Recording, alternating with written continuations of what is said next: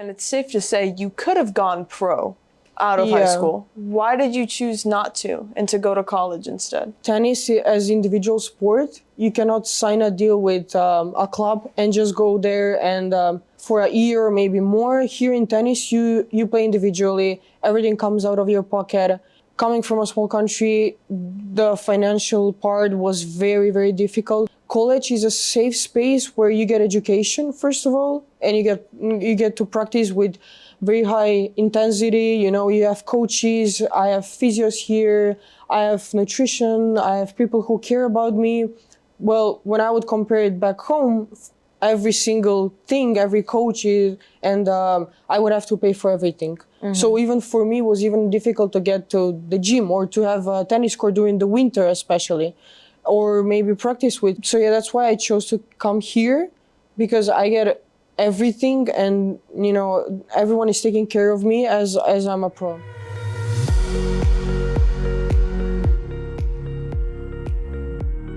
So I have FIU Tennis's Aleksandra Simeva. Simeva, awesome, from Macedonia. Yes. So tell me a little bit about your home country and what brought you to America. Yeah, so I'm very honored to come here to this podcast, and especially as Macedonian. So I've been playing tennis since I was 5, and I met coach in 2022, and I got an offer for a full scholarship here in FIU, and I was very excited because one of my top on the list that I was aiming to come in US for college tennis was either Florida or California, somewhere where it's nice weather, especially during the winter, because back home it is pretty cold during the winter, and I prefer always like warm weather. And of course, I mean, Miami, I think it's one of the best cities in the world, so I was very excited to come here. And also the team ranking was top 30 in the country. They just have won the conference before I came here. And I thought, you know, I thought that it was gonna be the perfect fit for me. Would you say it was like a culture shock going from such cold weather to such warm weather? Yes, I think the weather, I got used to it pretty quickly, I would say. I mean, at the beginning, yes, it's very warm and the humidity is way more than back home. But for me, the culture shock was definitely the food, I would say. Yeah. And maybe how people here communicate with each other or different values. You know, it's just, ever since I was a kid, it's just a different type of raising as a kid. What would you say is like the biggest difference? Obviously, like I know the food's different, but like the main difference. Well, I would say the main difference is especially because Macedonia is a smaller country, and every market and most of the people, they're trying to eat healthy, and it's coming right away from the farms, or because we have a lot of access to get food directly from a farm or from people from the villages.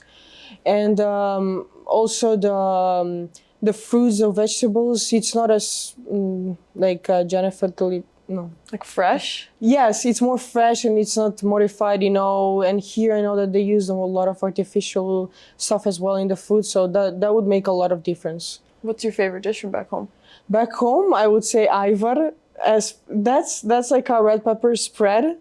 Oh, okay. And this is the season where you eat ivar, especially with cheese. Here it would be similar to feta. Oh, okay. Yes.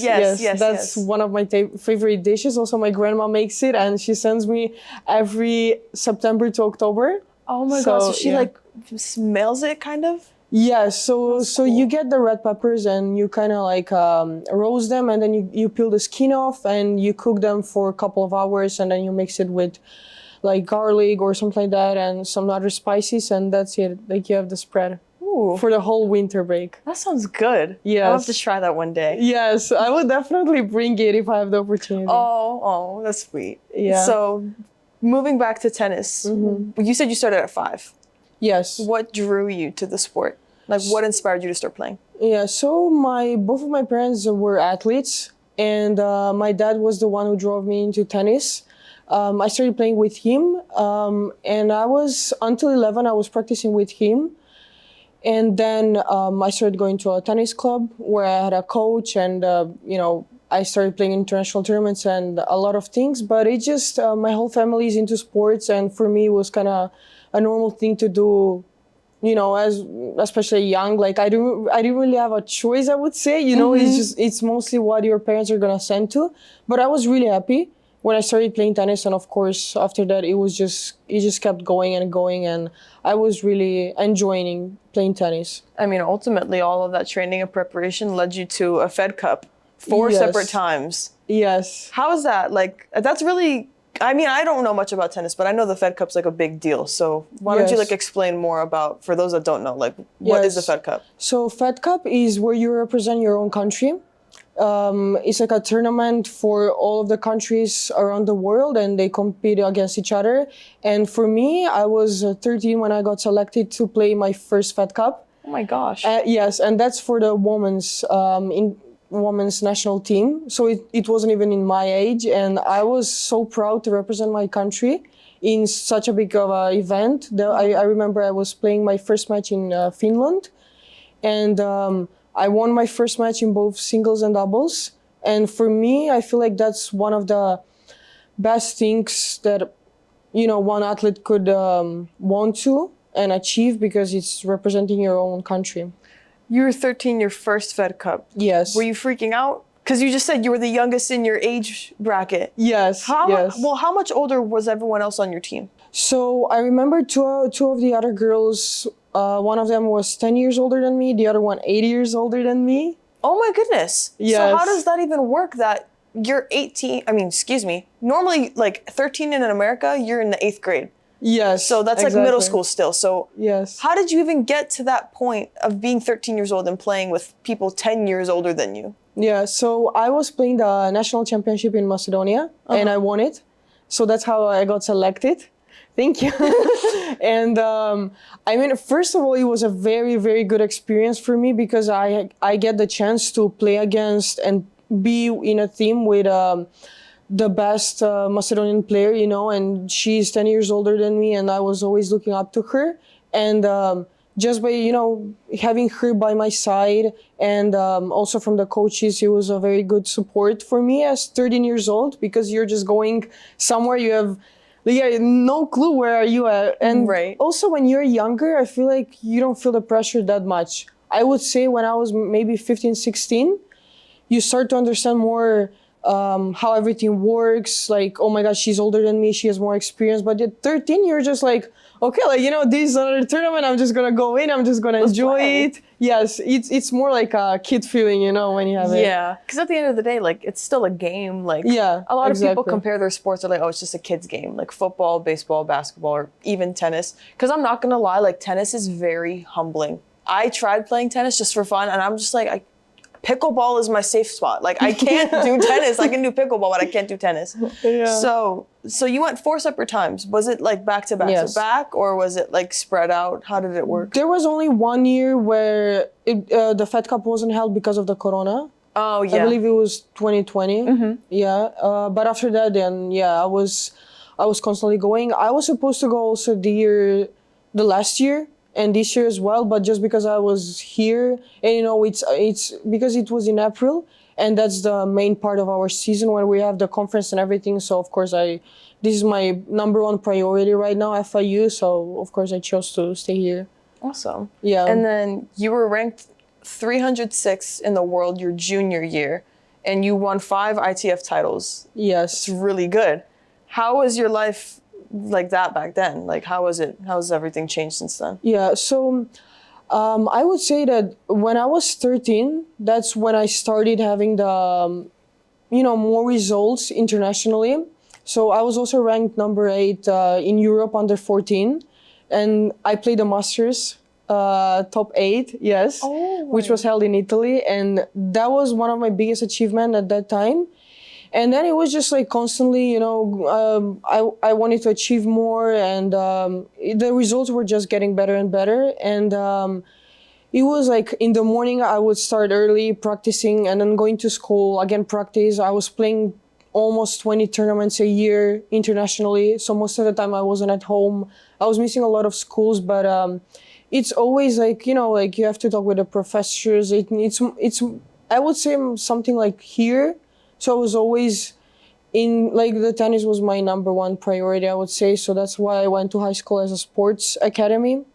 So most of the classes were based on my tennis, practices and the tournaments. So yeah, tennis was like my number one focus, priority. Yeah, and it's safe to say you could have gone pro out of high school. Why did you choose not to and to go to college instead? Yeah, so here it comes the financials because tennis as individual sport, you cannot sign a deal with a club and just go there and I don't know, stay for like how they get contract in all of the group sports for a year or maybe more. Here in tennis, you play individually. Everything comes out of your pocket, and coming from a small country, the financial part was very, very difficult, especially from my parents. And college is a safe space where you get education, first of all, and you get to practice with very high intensity. You have coaches, I have physios here, I have nutrition, I have people who care about me. Well, when I would compare it back home, every single thing, every coach and I would have to pay for everything. So even for me, it was even difficult to get to the gym or to have a tennis court during the winter, especially, or maybe practice with. So, it's just, there's like a lot of stuff adding, but the financial part is one of the biggest problem. And it's not only for me, I believe it's for most of the tennis players, so yeah, that's why I chose to come here, because I get everything and, everyone is taking care of me as I'm a pro. You mentioned about home and stuff, how you come from a small country. Do you ever get to go home often? Or well, when was the last time you've been back home? It was over the summer. Okay. So after each semester, the past 2 years, I was going back home. Now this semester, I chose to stay here over the winter break. Because I believe, the first year, it's pretty hard when you go away from home. Like, I was going on a lot of tournaments, but it was way different. Like, I would know, okay, now I'm playing 2 tournaments, probably in 2 weeks I'm going to be back home. And then I know that eventually I'm going to go back home after I finish the tournament. But coming here, it's like, you stay for 4 months, you don't know anyone at the beginning, everything is brand new, plus you're going on a different continent. Yeah, not even a different country, like a different continent, right? Yes, I didn't even think of that. Like, obviously, like it's in Europe, but it's a different perspective to really have. It's way different, 6 hours difference. Like the time zone changes. Yeah, it's 6 hours difference from back home. So people here are different. The way you study, like I have to study on a different language. English is obviously not my first language. And I was always studying in Macedonian, so it's different when you talk with someone, but it's different when you have to actually learn it and study. So, it was just like it's way different at the beginning. So that's why I was going back after 4 months after the semester is done. Right. But now when I'm used to it, I was like, okay, like now I can stay here over the winter break, Yeah. Plus, as I said, it's a warm weather, so I wouldn't mind. Also, on your team, I've noticed, a lot of tennis players are international players, and they come from all backgrounds, all continents, whatnot. Do you have any other Macedonian teammates? Or No. is it just you? It's just me. Have you, how is that, it's like a melting pot of all sorts of different cultures and countries and whatnot. Have you been able to, learn different things from all your teammates? Yes. And, have they helped you, with, I know you said English isn't your first language, but have they, helped you at all with that anymore? Yeah. Also, another thing, since I came here, I also grown as a person because I had to learn a lot from a lot of people. When you are surrounded by people who are coming from different countries and even different continents, everyone has a different culture, a different way of thinking, a different way of seeing things. And it's just, it makes me grow and mature more when I get to see how other people think. And maybe it's not always the thing that I'm doing right. So I can see how other people think and maybe, get something to learn, from other people or coaches. So, yeah, I mean, it means a lot that everyone is international here.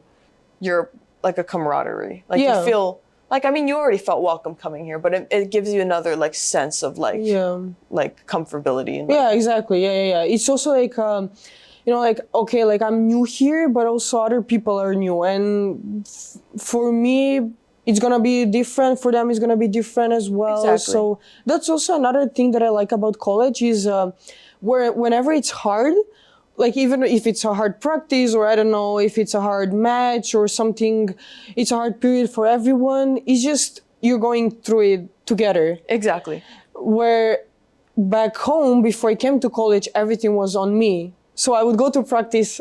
If I would suffer, it would be me. So I would be the one struggling. Mm-hmm. It would be, yeah, my parents were my biggest supporters, but here it's just, yeah, you get along with your teammates and your coaches. It's just, it's way different, you know. That's awesome. And now, so now you have 1 year left at FIU. Yeah. What do you want to accomplish this season before your last year? Yeah, so the thing that I want to achieve this year is definitely winning the conference again. Mm-hmm. Because since I came here my freshman year and my sophomore year, we won the conference. And I have 2 fingers. I have 2 rings now on my, on my hand. Fingers. Yeah, on my fingers. And I want to have 2 more.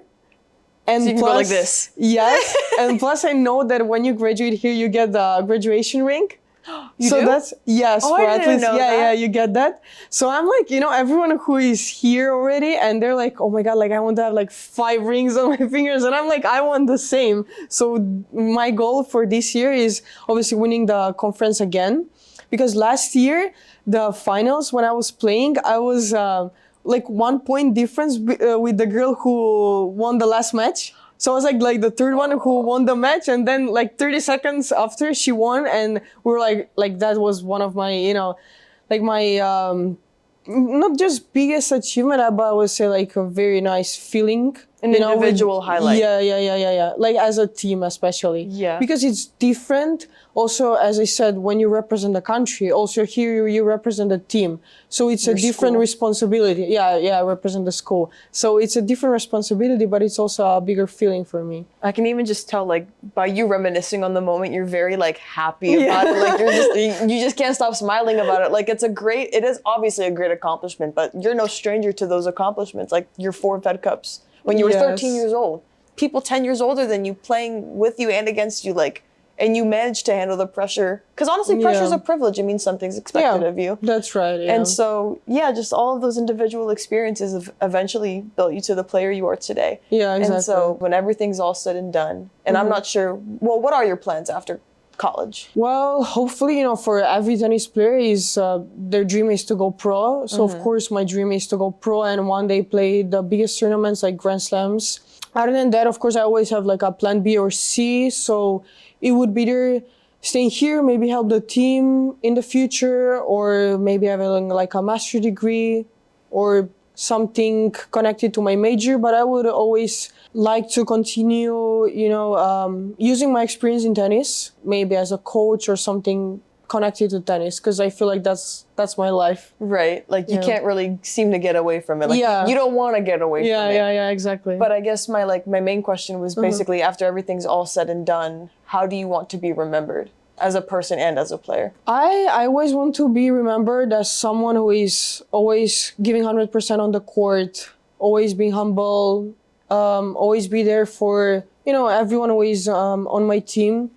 I always try to respect everyone, my coaches, so I just feel like, everyone from here from FIU, if they would just remember me as a person, maybe, I don't know, who's going to brighten the day or something like that. Yeah, like I would be happy about it. Do you have any advice for maybe kids in similar situations that you were like coming from a different country overseas to play tennis for school? Like, do you have any advice for them on how to kind of navigate that difference in their life? Like, it obviously is a big jump, and it's more so like entering like adulthood in a sense, but it's also like you're traveling across the world to play the sport that you love. So what advice do you have to kids who are kind of contemplating that and just take that extra jump? Yeah, I would just say that not every path is pink, and not everything is like, everything is great. Of course, coming here, my freshman year was very hard. And for people who would come here, I just say enjoy the process. And whenever it gets hard, just try to have someone next to you and support you. Like, you always need someone who is going to be there for you. It's either going to be your family, your parents, maybe your teammates, maybe your coaches, and always believe in yourself. Never lose the belief in yourself, because I believe that's the most important part of doing anything in your life. Just believe in yourself, and you can achieve anything. Yeah, like you said, like I even say it myself, is that if your path to success isn't straightforward, you didn't do it right.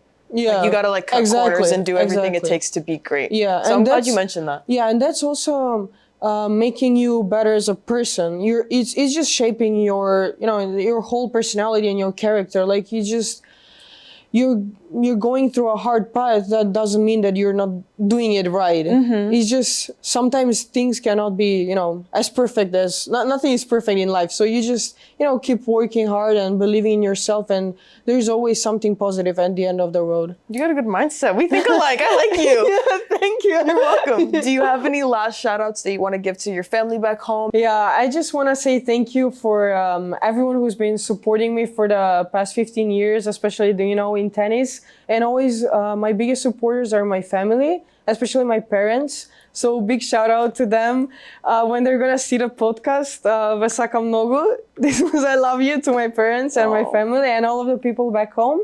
And of course, thanks to my coach here, Katarina Petrovic and Salma, and all of my teammates. Thank you, guys. Aleksandra, thank you so much. It was great having you, and all best of luck to you this season. Thank you so much. Absolutely.